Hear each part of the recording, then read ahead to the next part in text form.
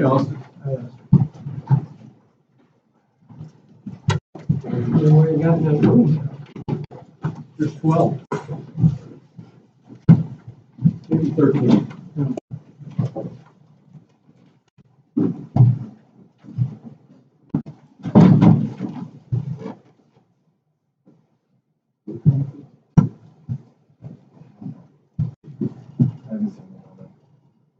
Mike, what are you in charge of that?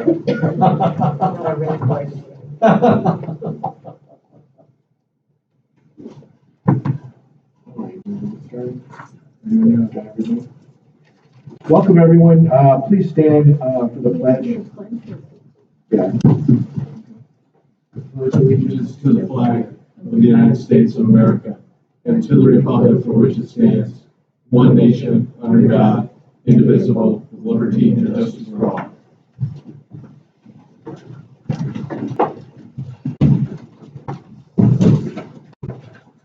Tonight we are starting with two public hearings. Our first public hearing will be the approval of the open pace local law number 20 brought forth by Alderman Austin Tyler. We're going to, if anybody has any concerns, Austin, would you like to give us a little bit of a briefing there before we look for questions? So, like we said at the last public hearing about this, it's just the final process of approving the PACE program, which is again a program that allows commercial building owners and multi-residential building owners, multi-family residential building owners to apply for low finance interest loans on clean energy improvements to the property. So it really can provide a great benefit for our city.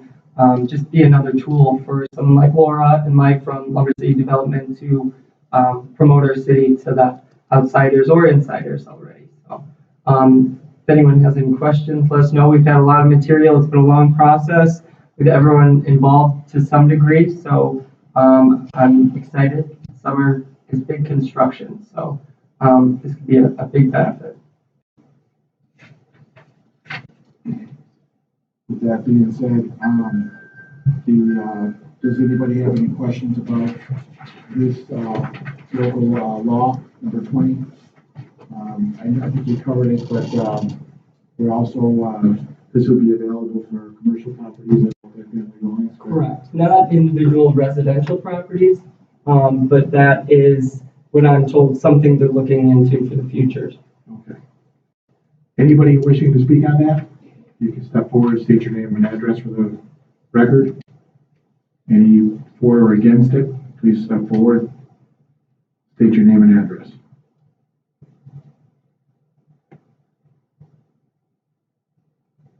And for a third time, anybody have any issues or comments regarding the approval of the open pace local law number 20?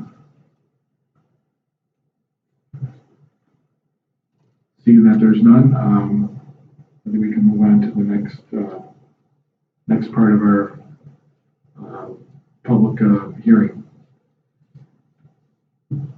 As far as our second public hearing that's for tonight, scheduled for tonight, this is regarding, and I'll have Laura Burson from Community Development explain a little bit, but this is regarding our community block grant.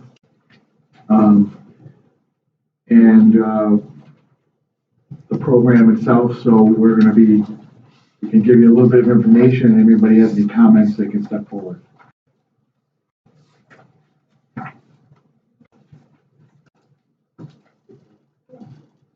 What do you want to have?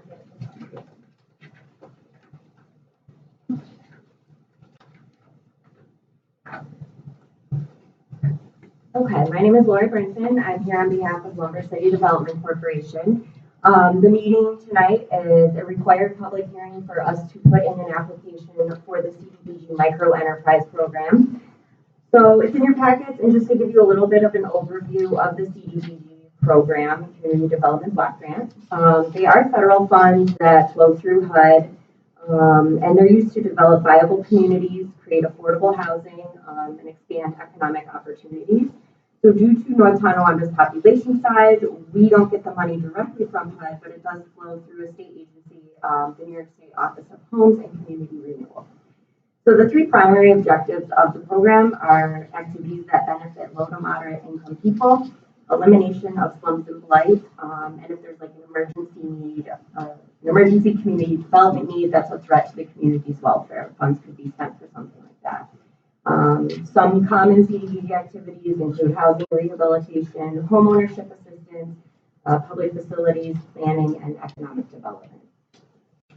So through this program, we are looking to apply to the micro enterprise program. The purpose of this program is small business assistance for North Tonawanda businesses for the purchase of furniture, fixtures, and equipment. Some of the regulations are that these micro enterprises have to have 5 or fewer employees. The grants range from $5,000 to $35,000. We will apply for $200,000 total, and typically with that, from what we've seen in the past, we can assist about 7 to 8 businesses. And as mentioned before, one of the national objectives that we're trying to meet is to benefit low to moderate income people. So there's 2 ways that we can achieve that. Number one, all of the micro enterprise businesses are required to create a minimum of 1 job, and that job must be made available to or taken by a low to moderate income person. We do verify income with that employee. The other way to meet that objective is if the business owner themselves are low to moderate income. So we have done this program in the past. We've done 5 of them since 2011. We've assisted over 37 businesses and created over 60 jobs. So again, this is in preparation for a CFA application in July, and hopefully we get it and can assist more North Tonawanda businesses. Any questions? Laura, could you tell us the last one that we've done and kind of give us that as an example? Like the businesses included? Yeah, so this program, all the funds have been committed. It's still going right now. It'll wrap up in December. We have Brownie Sports Bar, Just Say Cheesecake, Buffalo Wing and Brew House, which is going to be a new Oliver Street business. The Old Chapel, Old Editions Books. I should probably want to forget it. No, that's good. Thank you. It is a citywide program, but we do like to target it towards Oliver Street and Webster Street, but any business in the city can apply. Sure. Thank you. When's the deadline for someone like that to apply for those people? Well, kind of how it works, we apply in July, the state takes a very long time to decide, we find out usually in January of next year. At that time, we do advertise for it publicly, we have a list of past people that have been interested, so it's kind of open, it's kind of, first come, first served basis. And other than that, creating 1 job or having a low to moderate income business, those are the really 2 requirements. Those are the biggest things. We do require the business owners to go through a rigorous training program with the Small Business Development Center. It's like an 8-session program that they run. And everything, we check everything and then reimburse based on that. And there is an equity portion that is required of them also. Okay. Anybody have any other questions? I don't. Anybody in the audience want to ask Laura any questions about this or have any comments to make regarding? Would you use your microphone, please? I don't have my singing voice tonight, but anybody else have any comments regarding the community development block grant or questions for Laura, comments for the city in regards to going and putting an application in for this grant?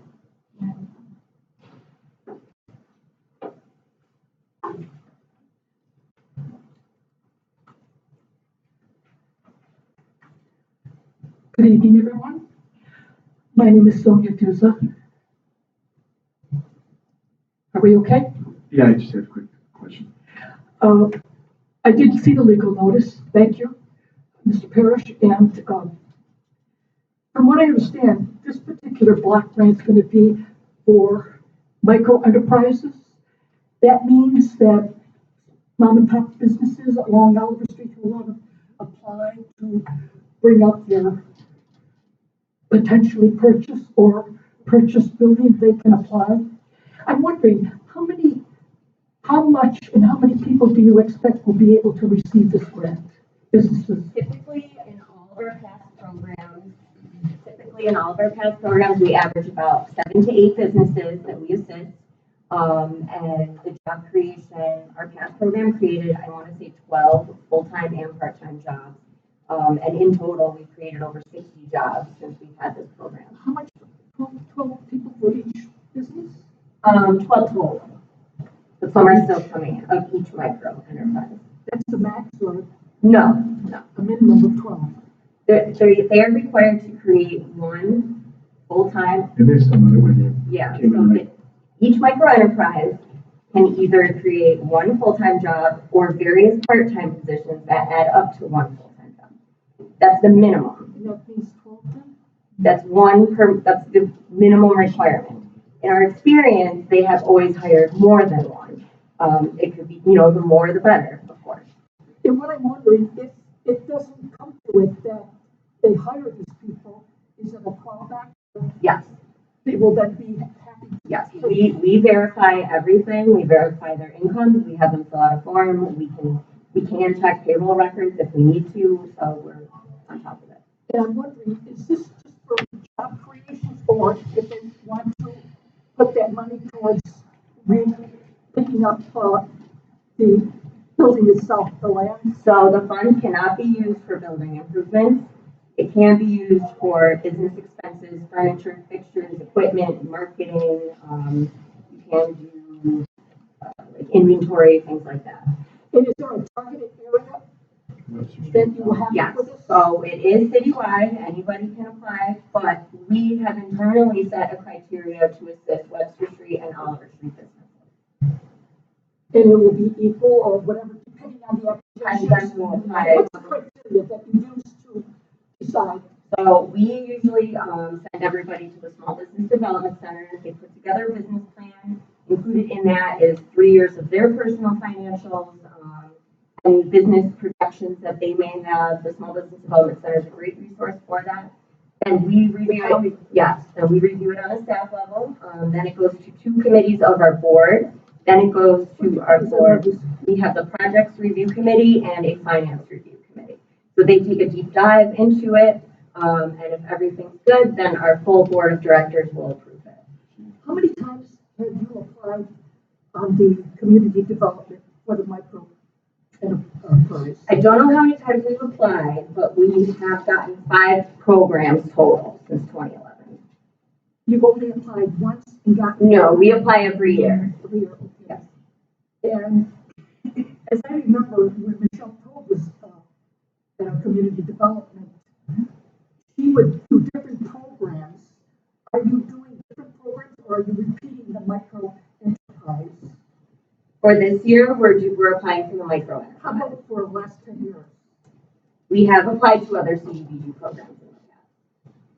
You're repeating it, the micro enterprise? It's a very popular program. We've helped many of the local businesses, so we feel it's important. And when you apply to that, can you also include some of the other programs that community development has? Or is it you select one and that's your focus for the application? What other programs? Other CDBG programs? Do you do more than one Yeah. application at that moment? No. This is for one application. It's gotta be one application. Yes. Okay. I appreciate the info. Thank you. I have a question. Yeah. You said that there's been 60 jobs created since 2011. Are you tracking those jobs if they're still in existence? Yes, out of all of the businesses we've done, I think only 2 have closed. The other ones have fulfilled their requirements. The state does require that they remain open for a minimum of 2 years. So everybody has, we check in after that 2-year mark. We're not obligated to do that anymore.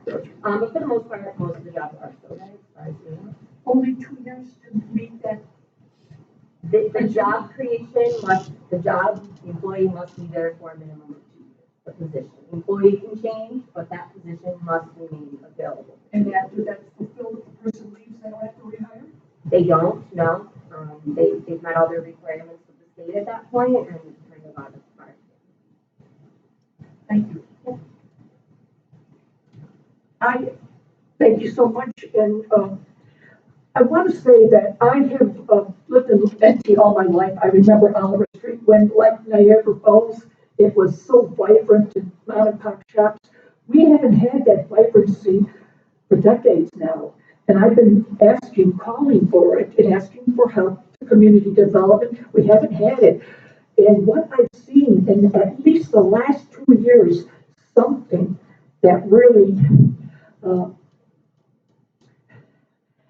is unsettling.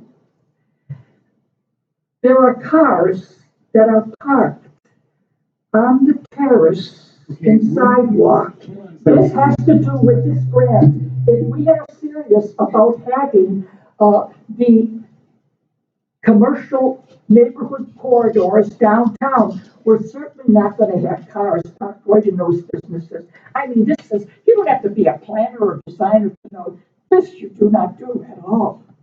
And for that reason, because we have So you this, feel that hinders our ability to apply for this application? That's what this agreement means. listen to what you're saying. I'm listening to what you're saying. I'm saying to you, the fact that we are not considering that this is a neighborhood business corridor We're trying. that needs to be focused on, you are allowing, this city is allowing vehicles to be parked right on the terrace. This week, in front of the old folks, Delicatessen, Vic and Ty, are a lot of cars on the street, and there's a car, a white SUV, parked right on the terrace. It doesn't look like this is something we want to have business brought back. It looks like, hey, just do it, it's okay, we don't mind it. This is not kosher. I don't feel that this has anything to do with our ability to go forward with this grant. The reason, Yes, the we can take reason, care of that. We can take care of that on a separate note, but it doesn't hinder our ability to go in to help businesses, and to put in an application so we can help small businesses. Any of that comment you just said does not hinder this ability for the city to get involved and to help small businesses. do you think, Mr. Zanzilla, in response, Mr. do Who? you think when the potential business owner sees what the municipality is allowing to be done, do you think they say, hey, this, I know the city wants to bring this municipality up, and I want to invest, but when you are showing a total disregard to businesses around, vacant or otherwise, you're sending a clear message, we don't care about this corridor. And that I think ties this grant specifically, says we do care about this corridor. you can that's say what you this grant care, says. but the actions speak louder than words. I'm a big part of that, yes, I believe in that. But I would like to know if you have comments, and we can deal with your issue on a separate note. That tonight's public hearing is whether or not we should proceed with the Community Development Block Grant for small businesses, especially along Webster and Oliver Street. I'm not hearing that, I'm hearing about parking, and I'm hearing about violations, which we can deal with on a separate, note. But I'm not hearing about the comments towards our ability to go forward with this grant. Let me get more elemental. The elements of a neighborhood, a business neighborhood corridor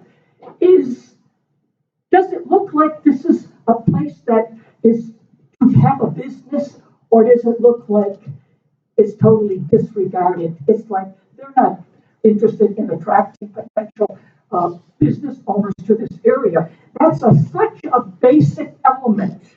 And I know she's probably a planner and she understands me. I do not have anything against helping the micro enterprise grant. Excellent. I think today we see it not in just the state, all over the country. Municipalities are doing it, but we're being disingenuous to say we want to pick up Oliver Street because we don't show it by the actions. We have code enforcement that those vehicles would be told, you can't park here. I was surprised 2 days ago. I thought, it's not winter, you're parked on the terrace. Even in wintertime, they should not be parked on the terrace. Terrace parking is for homes, single double multi-family homes, not businesses. Again, we can It is counter to attracting businesses and people wanting to invest. I don't know how simpler I can get to that. What businesses are parking on their terrace? What businesses are parking on their terrace? The old Vic and Tide, and I've seen it in So, times past. question, Rob DiPaolo's here, our code enforcement. Rob, I know, I'm sorry. Do you know what she's talking about? No. Okay. You wanna come up here? Yeah, Okay, so Sonia, we can address this, Rob. Are you gonna be at the sort of end of the meeting?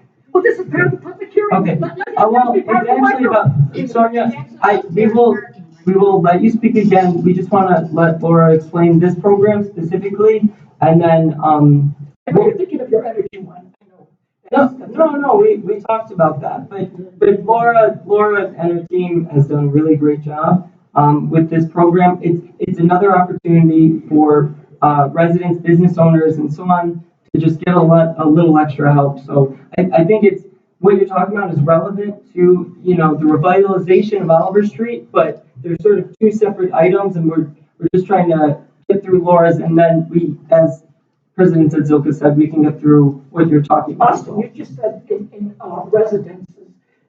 When you say residences, you're not meaning this micro enterprise grant. Oh, no, it's not for All residents. right. The thing is, this is so elemental, and I want to tell you, make it clear to you, Oliver Street does not look like you want to have it revitalized like Hurdle, Elmwood, and some other places. We are going backwards and backwards. That's the opposite of progress. So I respectfully say to you, I want to support this, but because I see this municipality allowing vehicles in these small mom and pop shops along Oliver Street, this is counter to putting money into the neighborhood business corridor. Therefore, I do not support it.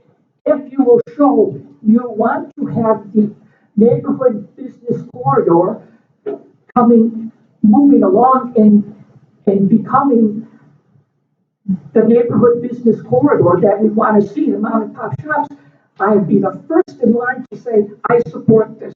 Until then, I'm not supporting this grant at this time. So, Sonia, thank you for your comments. I will say that Oliver Street does matter to us, and your comments matter to us, so we appreciate it. I'm over here. And I'll just say one thing, this program is an incentive that we do give to businesses that fill the vacant buildings and revitalize the street, and that's really our end goal. Yeah, but you're expecting the back end to do what the front end should be doing. Thank you. Are there any other comments or questions on our application to the CDBG Micro Enterprise Program? No, Laura, I thank you. will say, Laura, that it was spectacular, the art on Oliver Street just last weekend. And thanks for your leadership in getting that underway. The artwork on Oliver Street is phenomenal, and we really appreciate your efforts. Thank you. Okay, with that, we are going to go into session shortly, so thank you, Laura, and thanks for the comments. We are going to adjourn the public hearing at 6:23 p.m., and we'll be back in session at 6:30.